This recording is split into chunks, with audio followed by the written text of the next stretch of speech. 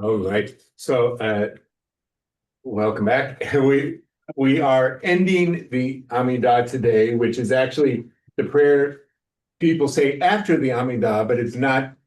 It's not one of the blessings of the Amidah, and it's actually like a personal prayer of one of the sages from the Talmud.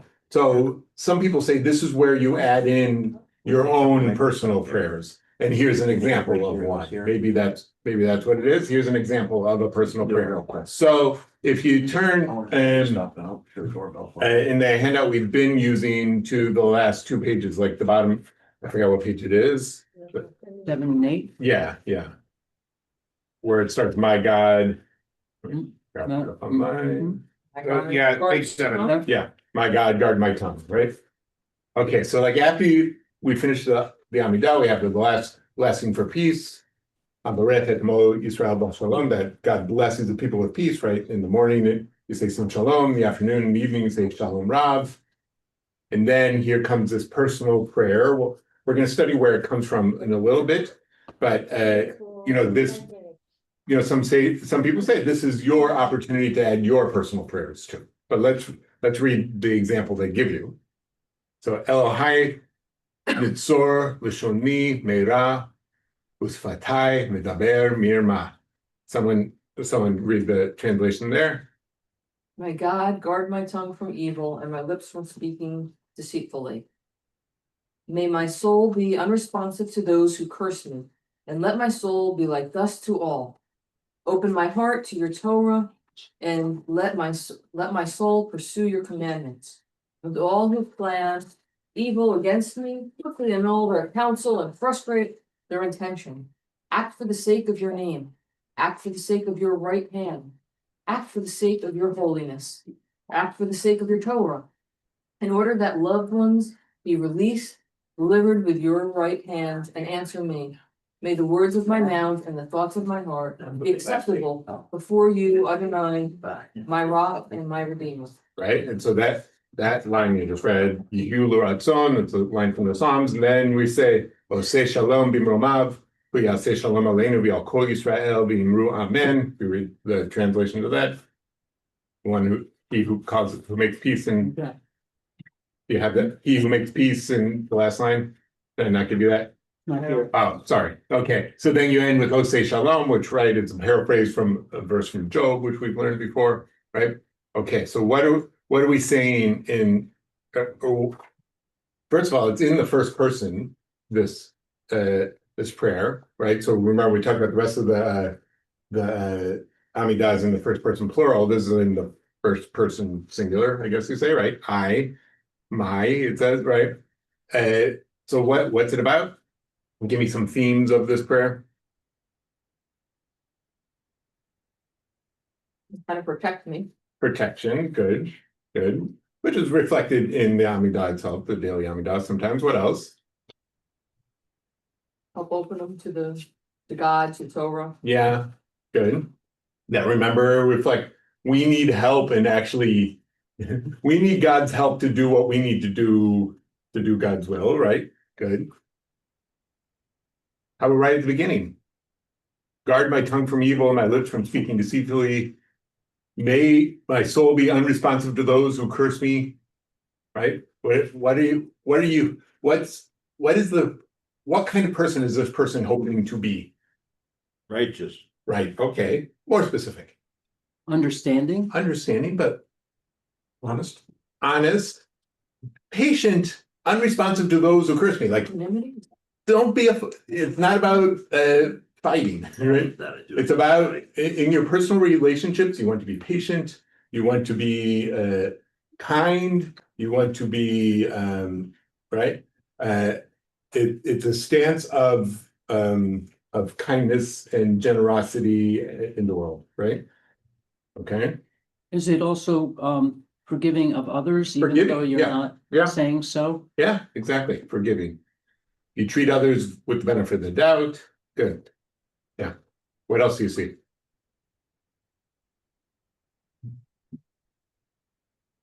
Right? Humility. I think humility is the big thing, right? Okay. Questions, comments? So now. Everybody take one of these. No. Wait, Jason, what do we do together?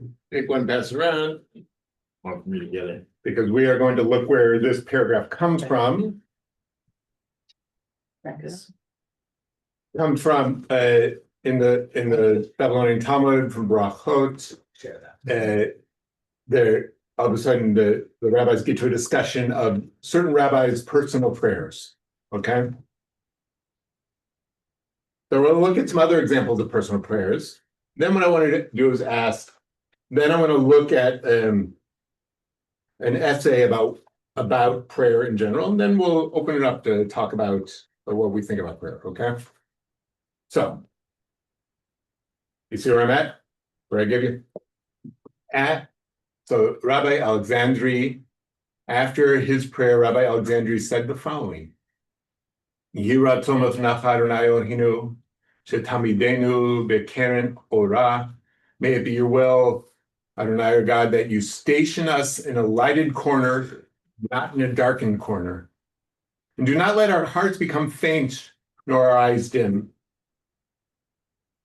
Some say that this was the prayer of Hamnuna would recite, and that after Rabbi Alexandri prayed, he would say the following. Okay, let's stop for a second. What's Rabbi Alexandri, maybe Rav Hamnuna's prayer? What is it? Station us in a lightened corner, not in a darkened corner. What might that mean? Give us insight and wisdom. Yeah, good. Don't let our hearts become faint nor our eyes dim, right? Okay.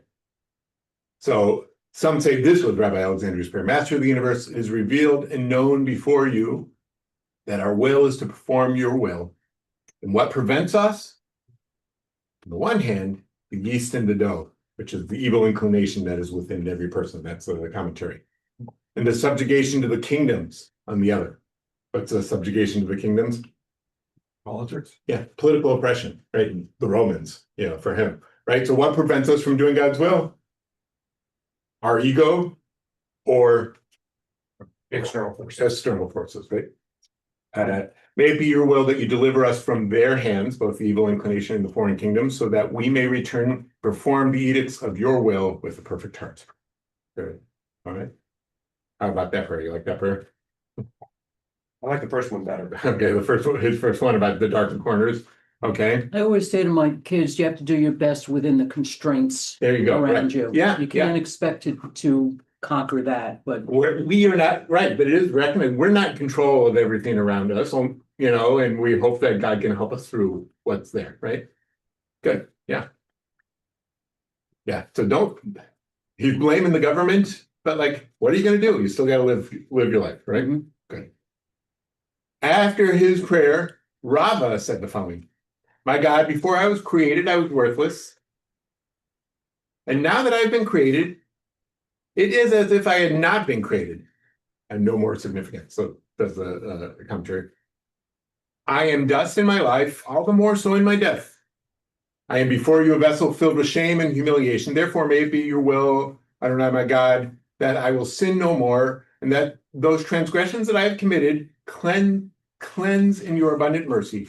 But may this cleansing not be by means of suffering and serious illness, but rather in a manner I will be able to easily endure.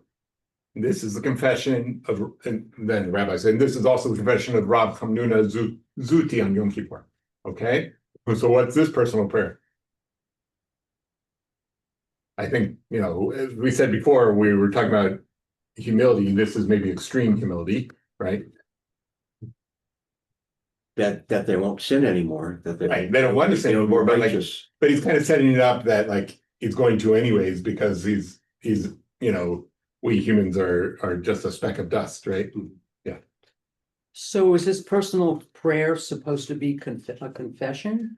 He's not confessing to anything specific. Yeah, but still, I mean, Vidui is Well, Hebrew, I see. yeah, but I think right. So the rabbis say that Rav Hamnuna, this was his confession on Yom Kippur. This is how he would start his confessions, right?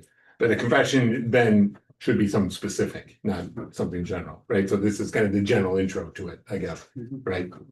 All right. This goes beyond humility. Yeah, right. I think it Kind of disturbing a little. a little bit of too much shame. Yeah, maybe. I find it interesting that there's the dividing line between dust, when I'm nothing, Mhm. and then I come into the world and I become this horrible thing. Yes, yes, right, And then I go back to dust again. exactly, exactly, No recognition of the good things that are part of being right. alive. I think he needed therapy. Perhaps, but at the same time, don't we need to recognize how bad we are sometimes too? Because in our culture, we only say how great we are. Right? I'm going to the other extreme, And then with my cheeseburgers. Shouldn't we recognize that, like, after we die, like, here, I'll say it this way. None of us are going to be remembered a generation after we die. That's how it is. Right? That's pretty humbling, isn't it? 2 generations. Oh, 2 generations, there you go. 2 generations. 2 generations after we die, Previously still. none of us. True. Yeah, That's the spirit. but like, what, we all think we're, I don't know, Einstein or Abraham Lincoln or something like that, Can we make it 3? I mean, I remember my There you go, grandparents. there you go. You remember them, but like, after you die, nobody remembers them, I right? feel more comforted with 2. Okay, there you go. So, like, But if you have offspring. yes, there's a lot of shame, there's a lot of, like, he's not seeing the dignity of humans, but at the same time, like, maybe we can go too far the other way. Talking about it. So now should we go to the next one? They didn't know. Okay, when Mar, son of Ravina, would conclude his prayer, that means the Amidah, right? He said the following. Now here's a longer version of the prayer we have in our prayer book. Here, someone read this. My God, guard my tongue. My God, guard my tongue from evil and my lips from speaking deceit. To those who curse me, let my soul be silent, and may my soul be like dust to all. Open my heart to your Torah, and may my soul pursue your mitzvot, and save me from a bad mishap, from evil inclination, from a bad woman. Sorry, it's good that one has been taken out of Sigurim, but like, yes, sorry. And from all evils that suddenly come upon the world, and all who plan evil against me. Swiftly thwart their counsel and frustrate their plans. May the words of my mouth and the meditation of my heart find favor before you, Lord, my rock and my redeemer. All right. Any other comments about our prayer from Mar Bar Ravina? Why does he want his soul to be like dust to all? Well, I think it means like to be humble before people, right? Isn't he saying don't gossip? Yeah, I was definitely saying don't gossip. Yes, yeah. But soul before people, meaning like he wants to take a stance where he doesn't think he's better than everybody else. That's what I think. It is. This need to go to extremes. I don't know. Is prayer kind of an extreme thing? Apparently for them. Yeah. But is it extreme? Well, right. But maybe he has a problem with his ego. No. The Gemara recounts that when Rav Sheshet would sit in observance of a fast, he prayed. After he prayed, he said as follows: Master of the universe, is revealed before you that when the temple is standing, one sins and offers a sacrifice. And although only its fat and blood were offered from that sacrifice on the altar, his transgression is atoned for him. And now I sat in observance of a fast, and my fat and blood diminished. Right, so what is he saying? We don't have the temple anymore, so what's my sacrifice? This fast. Fast. It's like I'm sacrificing my own flesh, right? Maybe you will that my fat and blood that diminished be considered that I offered a sacrifice before you on the altar, and that I might find favor in your eyes. Okay. And now here, we'll end with this one because we all studied the book of Job together. When Rabbi Yochanan would conclude the study of the book of Job, but at least we know one person who studied it besides us, right? He said the following: a person will ultimately die and an animal will ultimately be slaughtered, and all are therefore destined for death. Therefore, death itself is not a cause for great anguish. Right? Okay, that's very like Stoic, right? Then the ancient Stoics kind of believe that, right? Rather, happy is he who grew up in Torah, whose labor is in Torah, who gives pleasure to his creator, who grew up with a good name and who took leave of the world with a good name. What does a good name mean? Right. They were a just person. Being a good person, being virtuous. Yeah. So even we're all going to die. So what brings us a good life? What makes life meaningful?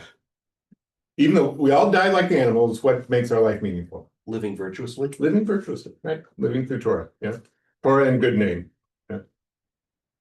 Such a person lived his life fully. And about him, Solomon said, a good name is better than fine oil, and the day of death than the day of one's birth. So the commentary, one who is faultless in life reaches the day of his death on a higher level than he was at the outset. So it's interesting. It's not saying anything about an afterlife here. Right? Other rabbis talk about that, but here, Rabbi Yochanan is saying no, that the reward is living a virtuous life, right? Although, although the idea of a higher level, right. you know, to the extent that there are some strains that support Yeah, reincarnation. So that might be about the afterlife you Mhm. enter, but he's not. It doesn't have to be. He's saying like, because we die, that's what gives living a virtuous life meaning, right? I think he's saying. I see it as a very this worldly thing. Okay. It's like having poker chips at the end of the day, because we were just talking about Las Vegas and quitting when you're Including when you're ahead, yeah. I never do. Right, but what does it mean to be ahead here? It's not about the things you accumulate, not about. right. It's about living a life of Torah in goodness, right? All right, So and never fall off that cliff either, because you never know when your last day will be. exactly. Yes, right. So the rabbis say other places, you need to repent the day before you die, right? And then, so how do you know the day before you die? So what does that mean? You should repent every You day. need to repent every day, right? Yeah, exactly. Yeah, we like today, we like to think that we can live forever or that, we're never going to die or, people not that long ago, death was much closer to everybody all the time, right? Not meaning, and maybe I guess it was just more dangerous, but you just were around death more often, right? Yeah. We push it away. Yeah, we push it away. And like I was listening to a interview with Peter Thiel the other day. It was on one of the New York Times podcasts, and Peter Thiel is this big, tech person and who's Palantir. Palantir he owns, and I would say he's like a techno-fascist, like we use that term today. He's the guy who turned MAGA, wasn't he? Yeah, Rob, he way before that, but but even But anyways, he's like he's talking like openly. He's like, oh yeah, we're gonna like figure out immortality, right? Like, why would you want to like that? It's I don't know. Okay, but he gave like a Christian spin to it, which was weird. Okay. But then there's also a Jewish tech guy. What's it, Kurzweil? What's his first name? Ray Kurzweil. He takes like 1 million vitamins today because he thinks he's. I don't know how old he is now. He's in his 60s or 70s or whatever. But he thinks I think he's older than that. Yeah, he's going to keep himself alive so that when we figure out how to live, 300 years, he'll still be around, and that and then he'll upload his head to the cloud. Wasn't that but Ted Williams thing, right? Yeah, Ted Williams too. Yeah. He chirurgically programmed. Yeah. All right. Yeah, apropos live forever, it's maybe in the spirit of transmitting that to our kids. Yeah. That what the meaning may be, not that we are living forever, but what we have to trust to live forever. I think definitely in the Tanakh, in the Bible, that's kind of the idea is like the generations after you, or is your afterlife. The rabbis definitely have an idea of the world to come and resurrection and having an afterlife, but I don't think they meant but they were ready. They were not. I mean, nobody wants to die, but they were. But here, he's not scared of dying in this world. I don't think, right? So, which I would say we are. I wonder how much feeling, when your identity is more part of a community, like ours is so individual, but it's more part of a community. Yeah. Maybe on some level, it's less scary and you don't feel like you live on because. Yeah, I think that definitely that's what you feel when reading the Bible, right? Your identity is always tied in relationally with the people, right? And so so we think, and that's why we're so scared about our legacy and living on and things like that. Yeah. Like, What? and our current life, so many people don't. Oh. You ever look at that? Yeah.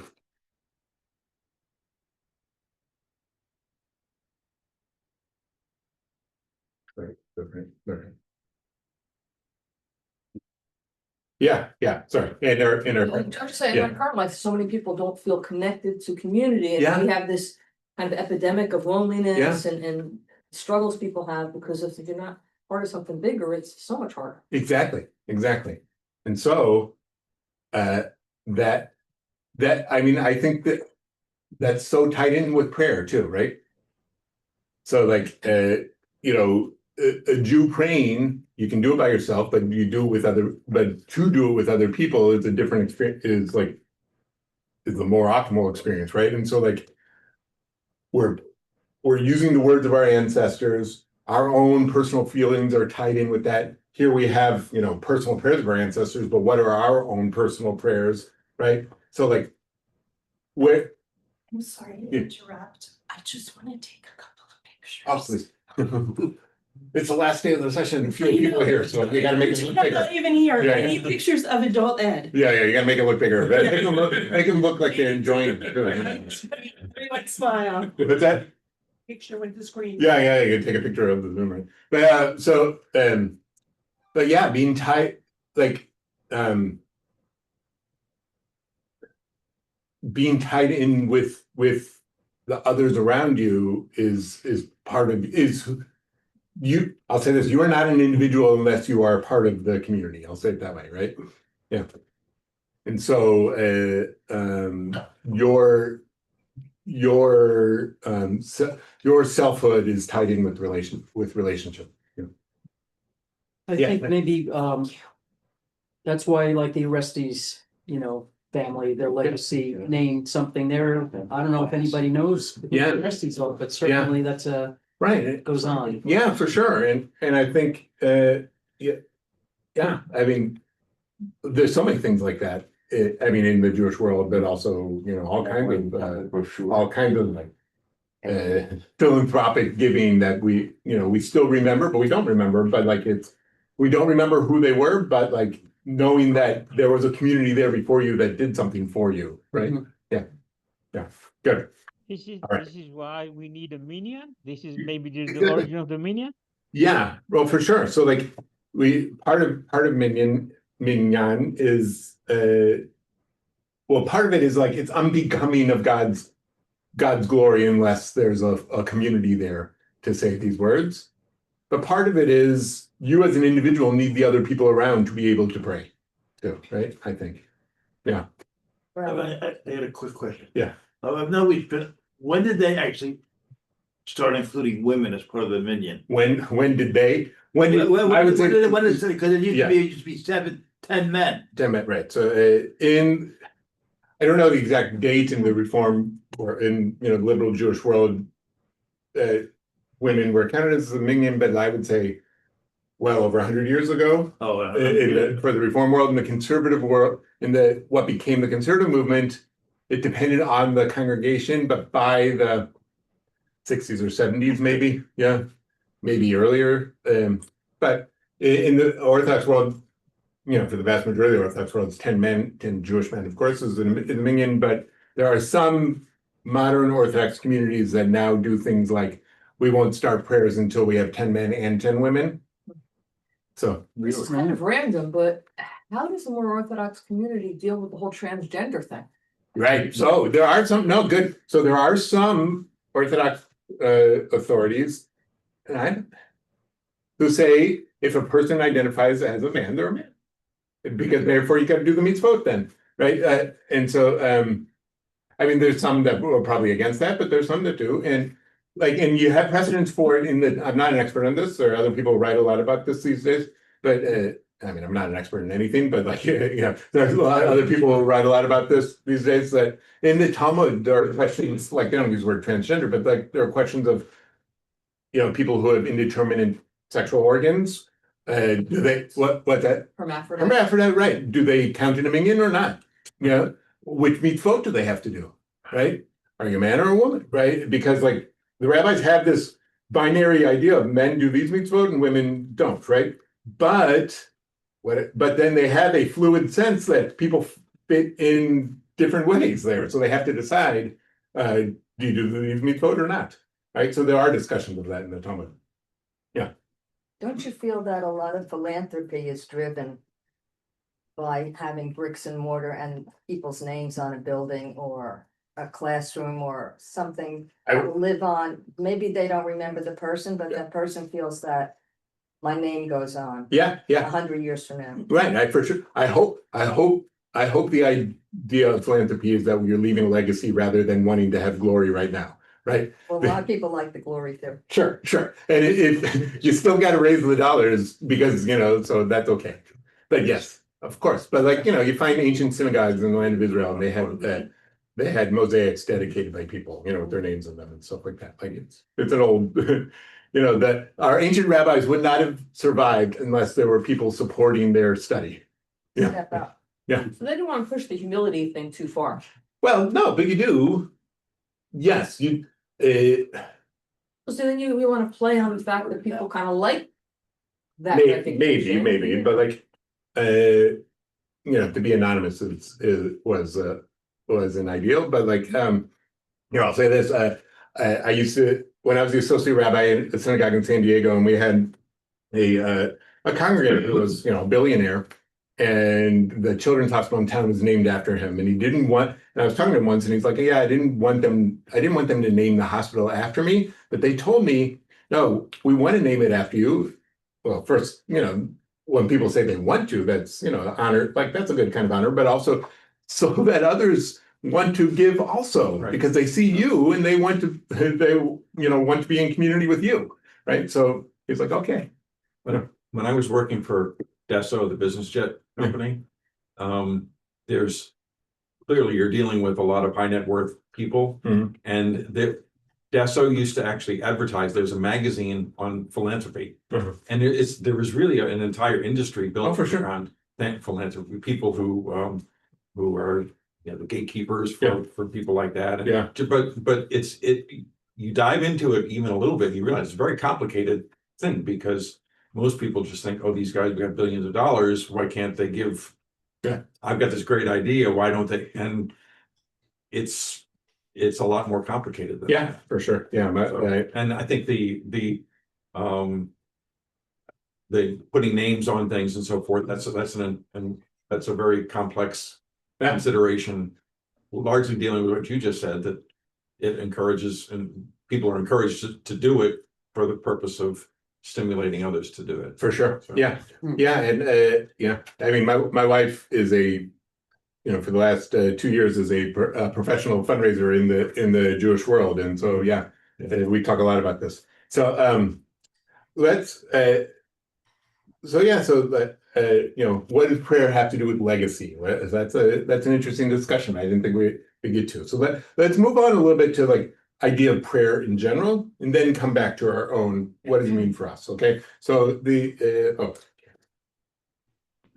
one of these, yeah. So what I'm handing out is an essay from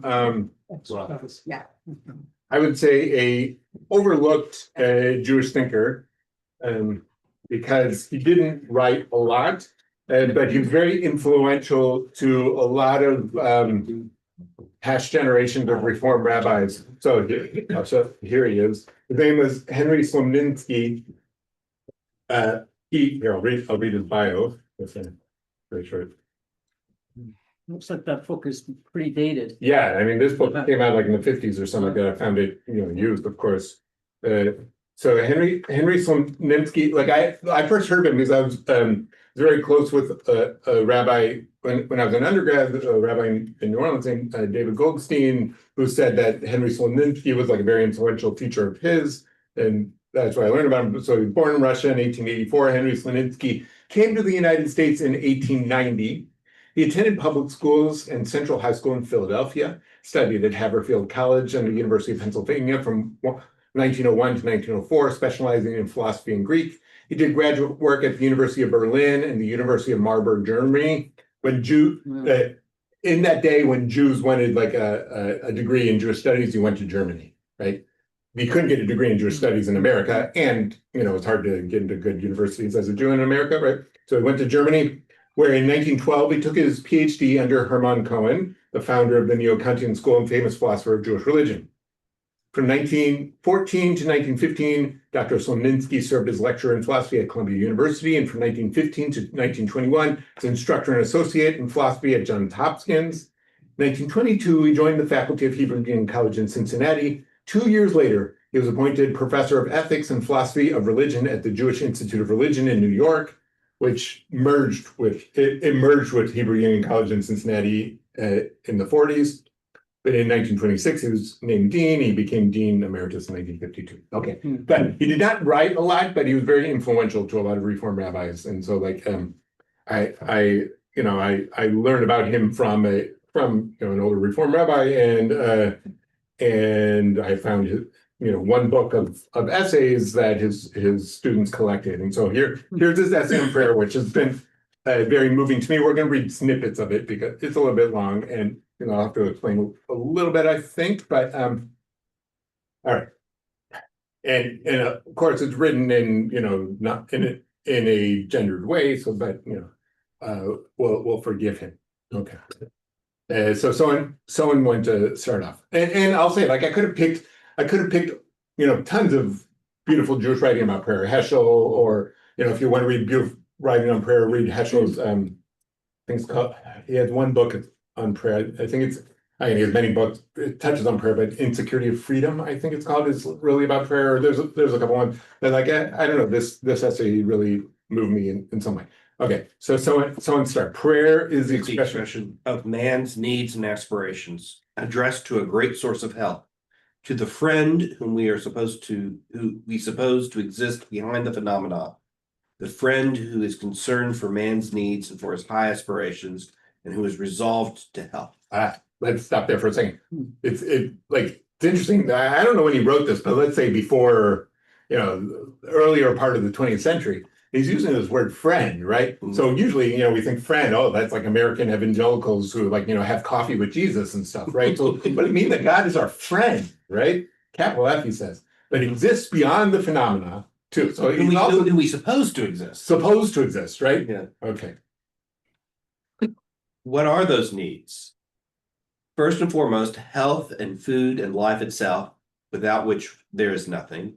Then, on a higher plane, the need for forgiveness of sin and wrongdoing. And finally, the need that all the great and good causes of the human heart shall be brought to victory, that the poor and oppressed shall be comforted, and the wrong righted, and justice done, and goodness prevail. Okay, so there's kind of three big categories of prayer, right? So what do we have first? Our own personal needs, right? Good. And then next, forgiveness for our transgressions. Right. And then the high, he graded them the highest. The poor and oppressed, like the prophetic vision. Yeah, good. The world as it should be, right? Good. Justice. Okay. Good. Keep going.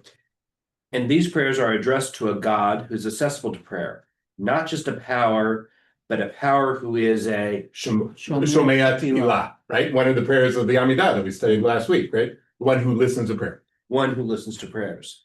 A first cause, the philosopher's God, is not enough. In cosmic emotion evoked by the grandeur of the universe, the poet's God is likewise not enough. Okay, so let's say who's the philosopher's God? The first cause. What does that mean? Plato, right? Or Aristotle, right? Like, it's like the thing that's the intelligence that set the universe in motion, and the universe is just kind of going from that, right? Okay, why is that not enough? No relationship. It has no relationship to you, right? Good. Or what's happening now. It's just, okay. And then the grandeur of the universe, the poet's God. Spinoza, maybe, right? Yeah. Or, the romantics, or, so why is that not enough? Not a personal relationship either. What's that? Not a personal relationship either. Right. So no ability to respond. No ability to respond. I would even argue that could get into, that it could get into worshiping nature itself, right? Too, right? You're right. I do like this. It's very existentialist. Yeah. Yes. Good. Okay. In religion, we need a God who values what the good man values, Right, we don't need to read the asterisk, but okay. i.e., a God who, besides being the king of the universe, the great God of nature, is also a power making for righteousness, Matthew Arnold, one who comes to judge the earth, to judge the world with righteousness. In the Psalms for Friday evening, Psalm 96, verse 13, and 98, verse 9, to be found in the traditional prayer book. Right, and then he gives a cite to a prayer book of the time, right? And because God is concerned for the values which the good man values, he is open to the good man's prayers and appeal for help. Right, okay, so now, well, he's saying a religious person, but let's say for a Jew, or his ideal Jew, maybe, there are other Jews who might argue with this, but like, okay, so God is not just the first cause, not just nature itself, but God is what, or is who? Concerned about the values we're concerned about. Right. And maybe they were concerned about those values because God's concerned about those values, so says the Torah, right? But like, good. But what are the values we should be concerned about? Righteousness. Righteousness and justice and things like that, But right? he also says in religion, we need a God. So, like, does this God exist, or is this a God that created? Yeah. I don't know yet. I'm Right? just He did learn from Herman Cohen, and that's, Mhm. up in the air maybe, but like, maybe they done better. I was Okay, just gonna say, I mean, you talk about anthropomorphizing God as yeah, but that's the language something we, human, like, yeah, but that's. we need a God that Yeah. is like us. Hmm. But we were created in But God's is he image. saying- But is he saying God is like us? No, God is not like us because we live in a world of injustice and God wants the world of justice, right? We're causing the injustice, so we're not quite like God yet. Well, yeah, but he says we need a God who values what the good man values, so Right. kind of Yes, that right, so it is circular. But it's yeah, kind of idealized as well, because Yeah. not everybody's completely good. right, exactly, good. So someone keep going, and so in the great daily recital of what we've been studying the last few weeks, the Shemoni Esrei, right? And so in the great daily recital of petition and prayer, the Shemoni Esrei, Right, that's the Amidah, in other words, right? the 18th benedictions, which is a staple of our prayer book, the Jew specifically includes this aspect of God. Hear our voice, O Lord our God, and accept our prayers in mercy and favor, for thou art a God who hearkenest unto prayer and supplications. Blessed art thou, O Lord, who hearkenest unto prayer. Right, so let me hear, so I mean, hearken means hear, right? Who hears our prayer. So like we say this, God hears our prayer, but like, does God have to be like to hear your prayer or our prayer as a community? Who knows? God has to be something, right? I don't know. Or maybe we're imagining, but it's more than the philosophical this or just nature, right? Okay. And in the same spirit, this God is conceived as supporting the fallen, healing the sick, freeing the prisoners, as bringing justice to those who are robbed, as giving bread to the hungry, as opening the eyes of the blind, as loving the righteous. These are the demands of the human heart, how tragically inadequate the response. But, mark you, despite repeated and recurrent and constant failures to receive adequate reply to these cries for help, man is so convinced of their utter rightness, of the imperiousness of the claims which he makes upon the universe, and therefore upon the God whom he imputes to that universe as its hearts, that he will not take no for an answer. No failure can discourage or refute him. That is, prayer issues from depths where our philosophy dreams not of and cannot plumb, and therefore cannot invalidate. The things man prays for, his life, his ideals of justice and goodness, are felt to be so supremely important that the very stars in their courses are expected to fight for their realization and preservation. Wait, so okay, stop there. What is he saying? What's the answer we get? We don't get an answer. We don't get an answer, and yet we still say it because we believe that That God hears it. that God hears it, or that this is what the universe is supposed to be, right? Yeah, maybe. Yeah, I mean, it's very interesting because like he is so focused on this conception of God. So like it seems to me that like humanistic Judaism would be outside his Yeah. realm of what constitutes Judaism. Yeah. but like some people always say, like prayer is about reforming us more than talking to God. Do you think he's sort of going there, or would that be an overreading? I don't know. Let's keep going. Okay. Let's skip a little ahead. Can I just ask a question? Yeah. About that last, what is the meaning of the verb plumb in that sentence? Plum. That is prayer is issue from the depths which our philosophy dreams not of and cannot plumb, cannot like pull out, right? Oh, is it? I mean, The plumb has a couple meanings. It's like, Yeah. but often it means square up, like Yeah. make that line plumb, like, Maybe, but I think it means like Digging. I think. Digging? Yeah. I think. Okay. Okay. Right. So like our philosophy, like meaning like our it has prayer has more to do with emotions and dreams than our philosophy can deal with, I guess. Yeah. Or maybe you should like rationalism can deal with. I think that's what it means. Okay. Page 120. Let's like in the middle of that page. And so I regard our old Jewish Siddur. So I'm going to read that. And so I regard. You see that? And so I regard our old Jewish Siddur as the most important single Jewish book, a more personal expression, a closer record of Jewish offerings, Jewish needs, Jewish hopes and aspirations than the Bible itself, which for one thing is too grand and universal to be exclusively Jewish, as Shakespeare is not the typical Englishman. And for another, whatever is quintessentially needed for daily use has been squeezed out of it into the prayer book and so made our daily own.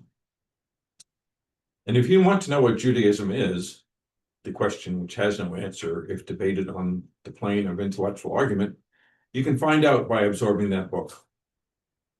The Jewish soul is mirrored there as nowhere else.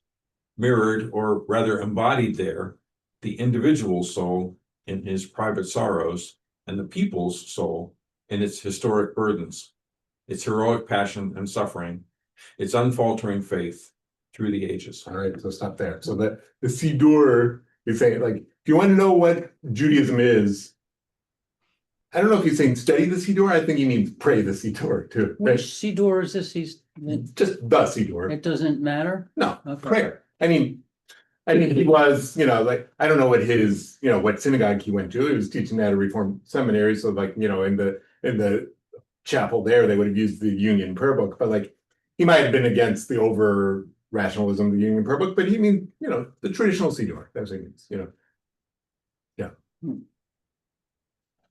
Okay. Let's skip forward. Yeah. I don't know why this flashed through my head, but in French, there's connaît and the two and say. There's not to know. It's personal know, connaître, and then savoir. Yeah. Like savoir, right? And those are two different, and I feel like it's connaître is like a personal knowing as opposed to knowing like a fact. Savoir. Yeah. Sorry, that took a bit to pull out. In Hebrew, you have that too. Well, and Yeah. it seems like what he's saying with the prayer book, Yeah. it's a connaître. You Yeah. get both. You experience it, yeah. You experience it as well as you get to know the history or whatever. So it does both. Yeah, the connector is more like understanding in a way, right? Right. Yeah, In savoir faire is nuts and bolts, it's like. Yeah, in Hebrew, you have that too. You have ani yodea, it's I know, but it's much more intimate than ani makir, it's I know a fact or something like that. But when you know someone, you say ani makir, because when you say ani yodea, is that's the biblical know, right? That's how it's right. So you only know your spouse, right? Like but Torah or Hebrew or right with the more intimate. Right? So I guess what I'm seeing is that it seems like he's trying to get across both of those as opposed to Torah, which is not necessarily carrying the personal knowing. Yeah. Thank you. That's wonderful. All right, so let's go to page 122. I want to read a paragraph here that he's like he's talking about there's the philosophical scientific idea that everything is just everything happens by necessity. It's just a cause and effect, right? So we have no will, no free will, no, it's just the universe just goes, right? So he says against this necessitarian viewpoint, and at the opposite pole, prayer is an expression of the religious view, of the religious outlook, that the world is not a rigid system of ironclad and heartless necessity fixed to all eternity, but with an open future, which we can help make or mar, and above all, proceeding with a purpose and towards a goal, no matter how falteringly or dimly, and which it is our task to help achieve, that it is not devoid of direction or of concern for values such as men cherish, justice, goodness, love, but on the contrary, finds its whole meaning and aboriginal intention in the emergence and flowering of these ultimate goals. Okay, so what does it mean? So he might say, like, okay, scientifically, the world is just moving along and there's no such thing as choice and will and stuff like that. But religiously, that's not the case. The future is open and the choices we make have effects. And the future is open towards or for justice and love and goodness, as you said. Right? I mean, it's fascinating because like he's opposed to sort of the naturalist view or Yeah. the romantic view because we Yeah. have the ability to act. And in fact, of course, one of the interesting things is man can transcend his Yeah. world. Like we can understand it in a way Yeah. that like a dog can't. Mhm. But he's also opposed to sort of the rationalistic view of the world where there's sort of no actor and there's danger of Yeah. conflating our rationalism with that sort of first cause rationalism. Yeah. It's very Niebuhrian. Yeah, for sure. He's very like, sort of again that existentialist. Yeah, viewpoint. and that's why I like this because he's in the middle between, I don't know, you could say between a rationalist and a mystic. Great. Yeah, Mhm. yeah, good. Okay, questions, comments? Are you with me? Like, is this okay? Good. Let's go on the next page, 123 at the bottom.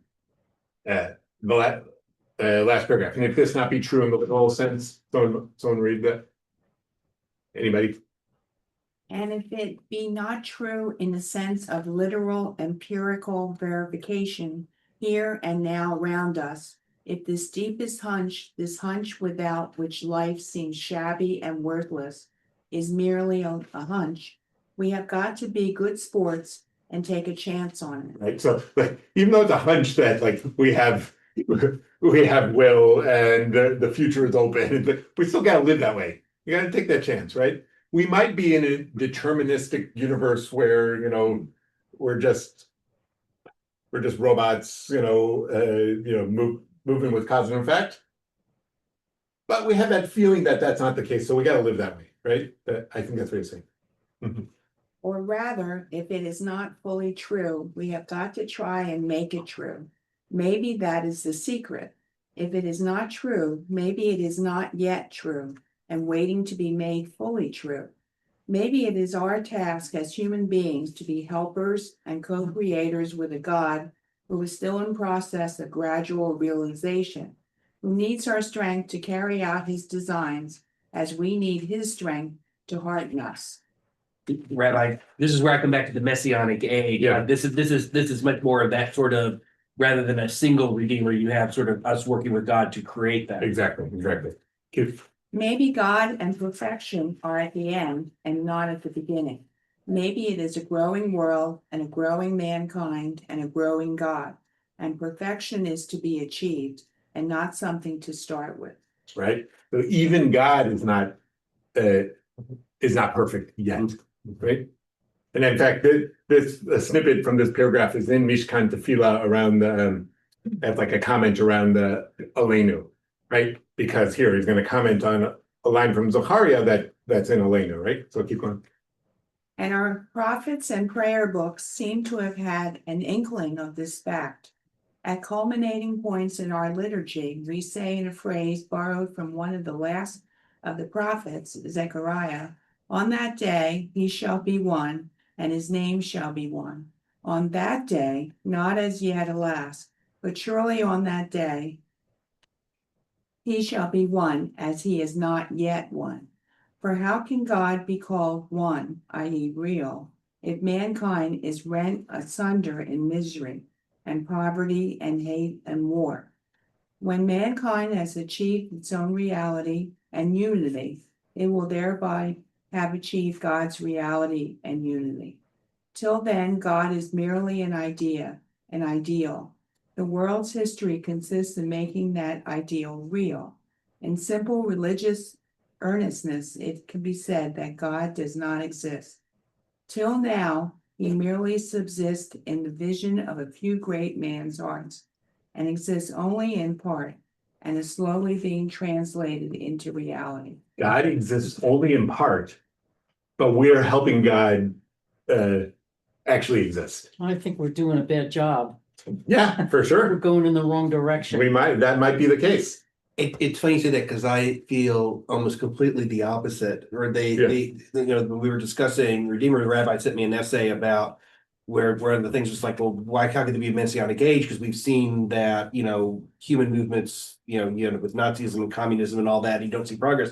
But I think it's not sort of a straight line progress, but I think we're better off than we used to be, and we will continue to be better off. I do think we continue to make progress. I think you can't keep your eye off the ball, but like, yeah, if you like what's his name, Steven Pinker, who says like if you look at the history of the last 100 years, even though we're only looking in the last few years and we see how we're like backsliding, but so many millions of people have been brought out of poverty, wars, actually, so many millions of people, so many fewer millions of people die in war than they did, 100 years ago. So many, so maybe we are, but maybe we're not. Who knows? But like, you have to always attempt to make progress, right? I just see this Aboriginal stage as a more perfect world. A more perfect, right? So like, it seems like the use of that word. So I had to like think about what it means. But I think he means like Aboriginal, meaning like primitive, not like in the paternalistic way, but primitive meaning like that's where we're all starting, and we have to like Indigenous. right. I don't think he meant indigenous. I think he meant like first, like starting stage or something like that, and like it's that feeling we have in our kishkas. But then we have to enact that, but that's also bringing God into enacting it too. So it's like the relationship of that. God is not one until we are moving towards justice, right? And then God's meeting us with that justice, kind of, right? God who doesn't yet exist is meeting us. Right, because we're drawing God subsists, it says, right? God doesn't quite exist. God subsists, it says here. So like, if we're not living in a certain way, then God's not here at all, right? Right, so how do we have a relationship with the God? Because we're like, they use like the spatial metaphor, we're moving up and God's moving down. When we move, when we move up, God moves down. And then God is one. When it collapses. When we meet, maybe, and then God is one. It does seem a bold statement to put the words together. Exist. It said that God does not exist. Right. Taken out of context. God exists only, but then he says, and at the italics, it exists only in part, right? But it's slowly being translated into reality, right?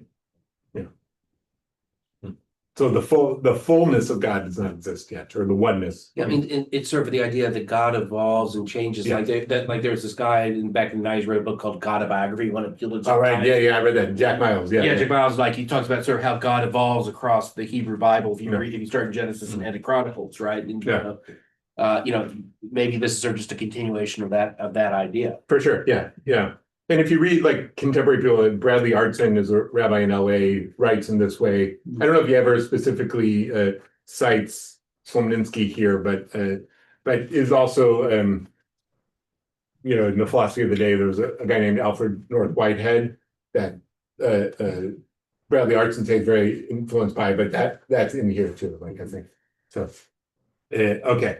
And that is, so the next few sentences I'm going to read, and that is our answer. The world is in the making, and man is a protagonist in that great drama.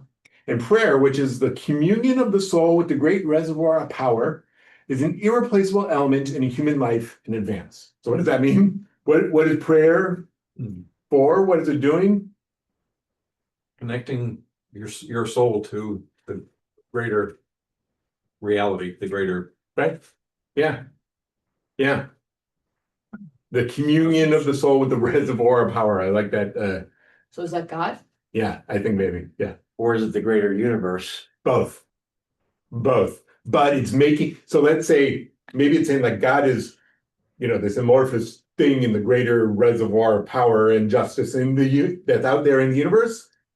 And when we're enacting that, we're making God into the personality that we want God to be, maybe, right? The being, right? Rather than just the amorphousness. I don't know. We're making God into something different, or are we? We're helping God pointing be- God so that it's, as you said, fuller because of our Yeah. connection, but God, that part of God doesn't really change, it's our connection to make it a. I think he's saying that part of God does change. Right? God is not actualized as one yet. Because God needs us, and that's maybe why God created the universe, because God needed a being that's able to do this. That's humans, right? Right. Of course, this is all metaphoric language. Okay. Next page, 125. We're almost. So much for one question. Another graver question is why most prayers seem to go unheeded and unanswered. The answer to that is that this is not true. True prayers never go unanswered. What is true prayer?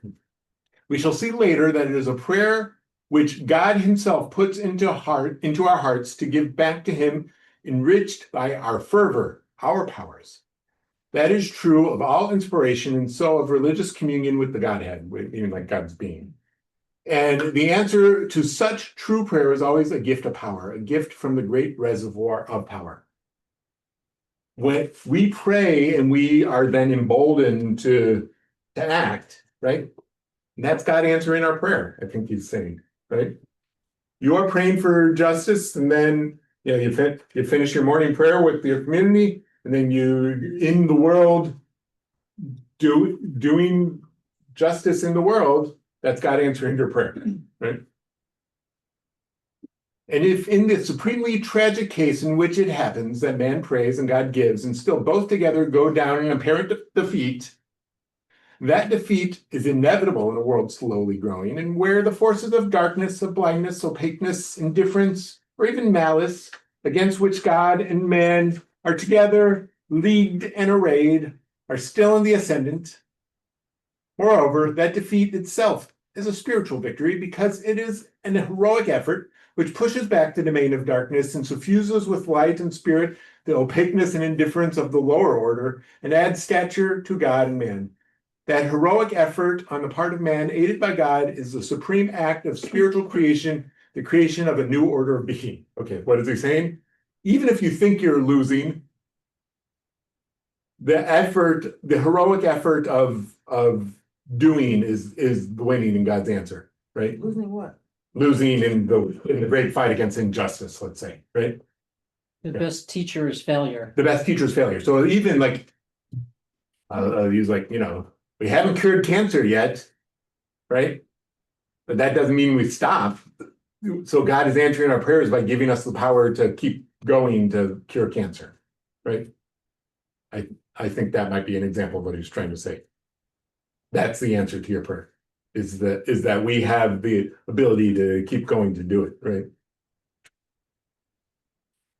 Yeah. Okay. Let's go to just the last paragraph, 128. To act out of love and to be willing to bear the suffering which the good and true man must inevitably bear in a world like ours, in a world which is only partly divine, and which must be won for God through the efforts of man. That is the deepest utterance of the rabbis and the culminating idea of Jewish religiosity and of Jewish prayer. All right. So that's a big statement there, right? Yeah. So I just get, I like, I'm moved by this, but like, so I'll ask you in the last few minutes, like, okay, after we've studied like the meanings of the prayers around the Shema, we've studied now deeply the Amidah, and those are just two big parts of the prayer service. There's other stuff in the prayer service. I claim I'm right? You know, you gotta also practice. You can't just think about prayer. You gotta like do prayer, but like, okay, what does prayer mean to you then? Well, I have to ask the question, Yeah. is the prayer of the heart sufficient, or do we have to do the rituals? Is the prayer of the heart, well, isn't praying in your heart, isn't that somewhat of a ritual? But are you saying like, do we have to be Jews, or can just anybody just No, pray on I'm their not own? going that far. Well, I'm just saying I'm when pushing we're- it, so like, when I'm do we have to sitting do there- the Jewish things, or can we just be individual, kind of feeling a nice thing? I'm pushing you to the Okay, opposite, yeah. I'm still not quite there yet, but, Hmm. you know, so for the Amidah, or the prayers of our hearts. Yeah. So Right, is right. that sufficient? Is Is that, it sufficient, right? So, okay. So, you know, like, I would say here in our liberal Jewish milieu, like, would you be sinning if you were by not saying the specific prayers of our sages 3 times a day? No, I'm not going to say that, right? But I will say there is a power of, I'll speak for myself. The prayers of my hearts are said through the prayers of my ancestors. And I think that's a very Jewish stance, right? That doesn't mean there's not places for my own personal prayers, whatever that may be. But to say that, to make the dichotomy between prayers of a heart and prayers of ancestors is false, right? But That's what I would if, say. if prayer is meant to sort of build the world in this Yeah. way, then you have to have sort of structured prayer So maybe. to guide you in sort of the right way to build the world. You can add your own petitions to Yeah. it, but like that, Yeah. but like if The structure itself, The structure itself. gives you structure too. Yeah. Yeah, for sure. And like, our ancestors felt like the world was sustained by the ongoing sacrifices in the temple, right? It was the people brought their own sacrifices, but like the priests also did the same thing every day with sacrifice, the regular sacrifices. So that ongoing mixed in with each person's own personal sacrifice is what sustained the world. So it's both and, right? Mhm. Yeah. On a personal note, if Yeah. I get solace. Yeah. Praying to this. Yeah. And it gives me peace. Yeah. All fine and good. Yeah. Personally, I feel that prayer's wonderful. Yeah. But I would like to think every day I do something meaningful. Yeah. A mitzvah, a Yeah. good deed, something to uplift someone. Yeah. To make them feel better. To me, that's more important than prayer. I'm not knocking prayer, but Right. to me personally, that's more important. But good, wonderful. Let's go back to what Smolensky was kind of saying is like prayer, like structured prayer is what gives you the power to then take the step outside to do the good every day, right? That I think, or connects you with that inspiration. Maybe maybe we could say. And so like I think being in a community that is also trying to do good in the world is part of that too, right? And so prayer is not, so I think we have, prayer is not just therefore it's not just your own personal meditation. It's not just not meaning that these things are not in there, but it's not just your aphorisms to wake up in the day, and it's not just your thoughts of well-being for others or whatever. It's part of it's part of the structure of being a Jew, so that we're also out in the world bringing God into the world, right? I like the music analogy. Yeah. Again, I think we've mentioned this in parts of this discussion, but yeah, you have to practice scales. Yeah. Yeah. But practicing scales, playing scales is not all there is, obviously, but it is a pathway and a muscle memory facility that will bring you to the music, which is, right, as Paul McCartney said, magic, because Yes. sounds will make people feel things, and it facilitates you to be able to get there if you have the muscle memory. Exactly, 100%. I would, not instead of that, I think along with that, when you say like the prayers of our ancestors, to me, it goes back to what we were saying before, being part of something bigger, being part of a community. Yeah. Yes, you can do all kinds of great things on your own, and that's good. Yeah. But it's missing something that you can then feel alone or isolated, or Yeah. like it's just missing a piece, and you could feel more fulfilled, Right. more fuller. Yeah. If you have both pieces, what you are connecting with, but also part of this bigger thing. So, 100%. Yeah. I think the ritual is the glue that binds us. Yeah. And I can't imagine without the ritual how we would even continue. Yeah. And as it is, we're struggling with numbers, so. Yeah. Well, I like to, we meaning Temple B'nai Or, or we meaning the No, Jews? just in general. Yeah, or religious people in general, yeah. Yeah, but I would say, like, it's interesting, like in American religion right now, there's all these trend pieces about people returning to traditionalist Catholicism or Eastern Orthodoxy in America, like people who grew up in evangelical churches, which they do have rituals, but like it's not as structured as the Eastern Orthodox Church or traditional Catholic Church, and people, especially young men, turning towards the ritual life of these other churches, right? So so there's something about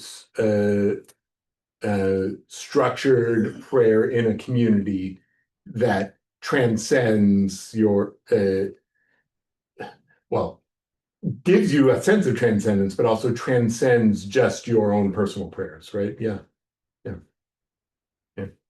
And I'll say, like, in contemporary American non-Orthodox Judaism, it's hard because there's so many choices in life, and you don't want to turn religion into just a commodity that, like, like a wellness commodity, like, this will make you feel good. Why don't you try this? Like you try, all the whatever that you buy online, right? And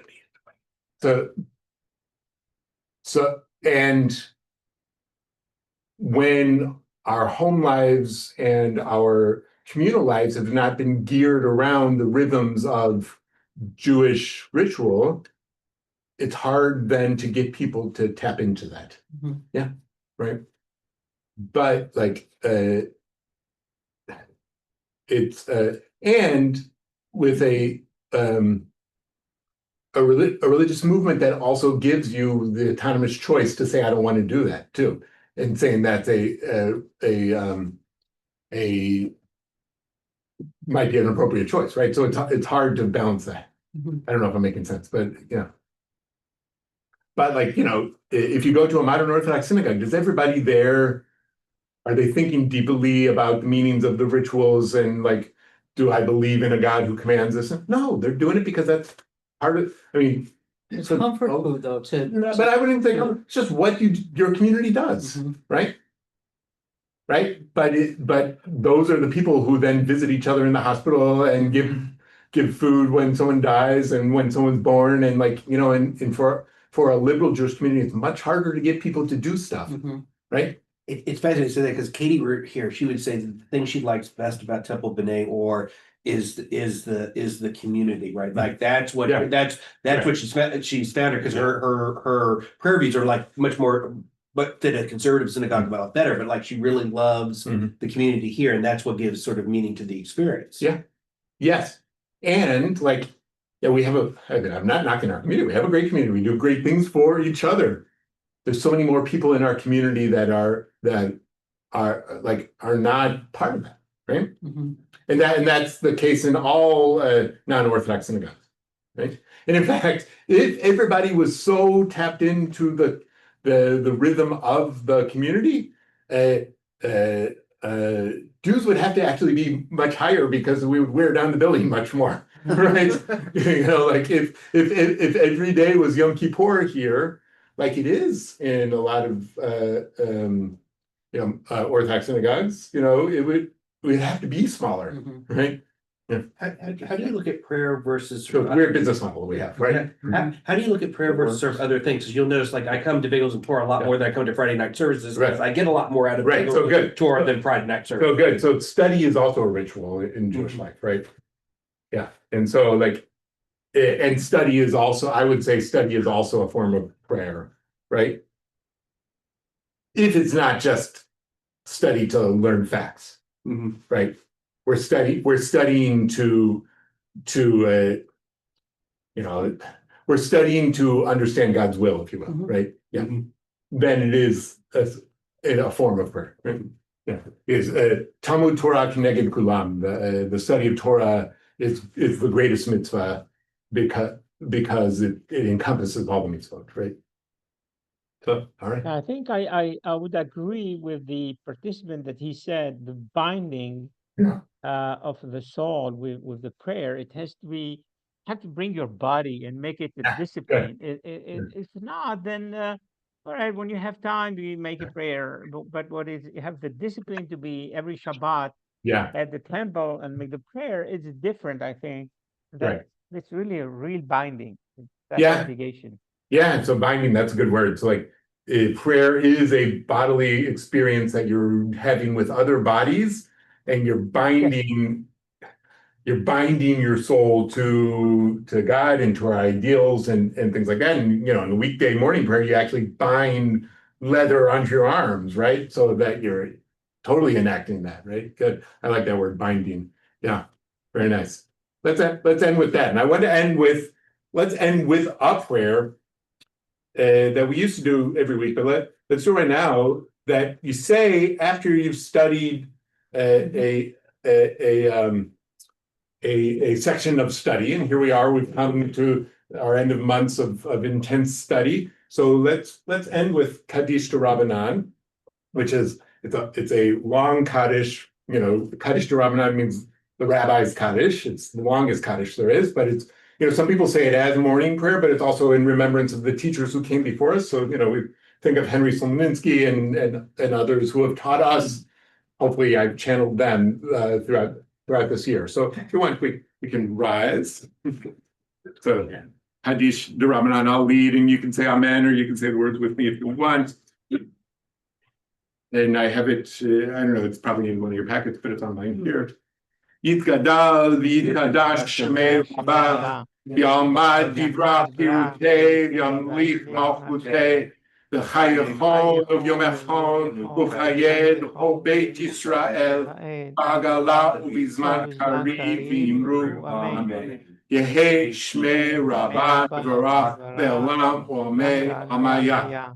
Yitbarach, Yitshtabach, Yitahar, Yitromam, Yitnaseh, Yithadar, Yitaleh, Yithalal, Shemei, Jekudesha, Richu, Le'elam, Inkol, Yichata, V'shirata, Ushbachata, V'nechemata, Damiran, V'alma, Amen.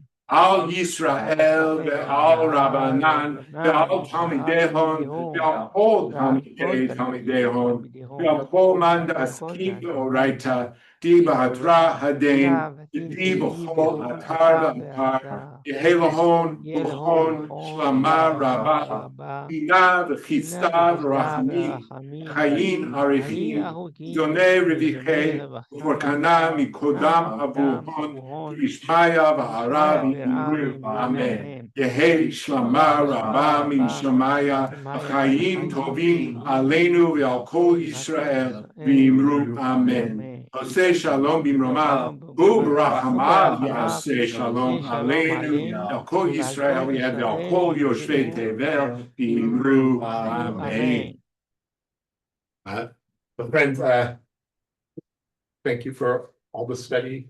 Thank you for leading us. This is my one of my joys in life. So thank you for sticking with me. And I've learned a lot. Sticking with us. I've learned a lot from you. So that concludes our study of prayer. Thank you.